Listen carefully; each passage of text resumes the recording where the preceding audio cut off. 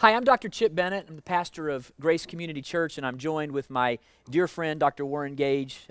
Today, Warren, I can't tell you how much I enjoy spending time with you and doing this and the podcasts. We've been talking about John and his gospel, and hopefully our readers, or listeners will, your readers as they read your book, but our listeners as they listen to these podcasts, will go back and listen to some of the previous ones in how we've sort of explained John shows us that those who take Jesus too literally end up missing him. But we've been talking about Revelation 1. We've been talking about these stars that are in Jesus' hand in chapter 1, and then how that same hand that can sovereignly hold all these stars can reach down and touch John. And then we go into these like things that John talks about.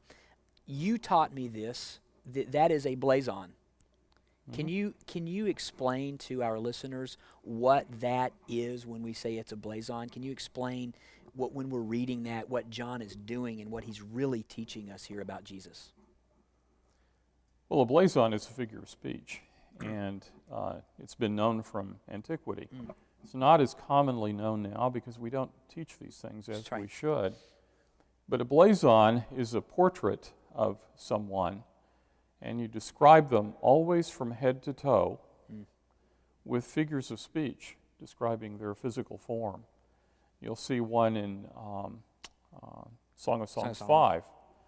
The Shulamite will describe her lord, Solomon, and he has hair that is like the fronds of a palm tree, and his eyes are like doves, and his mouth drips with liquid myrrh.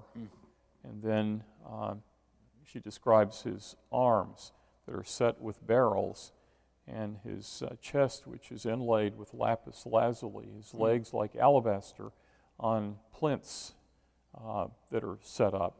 And she's describing him from head to toe. Well, when you come to Revelation chapter 1, John describes Jesus from head to toe. And begins and goes down with all of these similes describing the full form of a man from head to toe.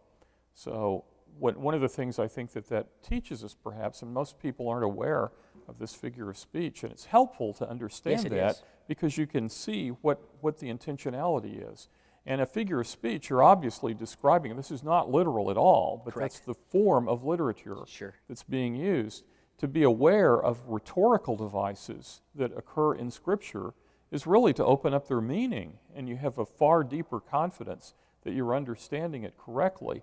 And he's prompting you, he's inviting you to make certain comparisons, and you study those comparisons because they're not just thrown out willy-nilly. There's a very deliberate patterning that's going on. And John, for example, in Revelation 1 is drawing from all over the Scripture to create this composite portrait of Jesus. It's magnificent. And it's beautiful because it's so encapsulating of everything. There's hot and there's cold. There's wet and there's dry. I mean, it is showing that Jesus is the fullness of everything. I mean, it is such a beautiful, and to take that literally would be to miss so much of the beauty of that passage. When he says, his hair is white like snow, and then his eyes are like a flaming fire. Well, that's going to melt the snow, isn't it, if you take it too literally? But the idea is he does comprehend fiery heat and icy cold. And the whole idea is these different binaries, these different structures are out there. Jesus comprehends all of the creation, which John in John 1 told us that all things were made by him. And all things in, Revelation 4, are made for him. And so you can see that all of creation is given to elaborate the richness of who he is. That's right, and Paul says in Colossians that in him everything consists. He brings together. That's right, absolutely. Well, hopefully this has been a good podcast for you, and hopefully you're sort of staying with us in the catalog here as we're looking at how to read Scripture, and I hope these are a benefit to you. Thanks for watching.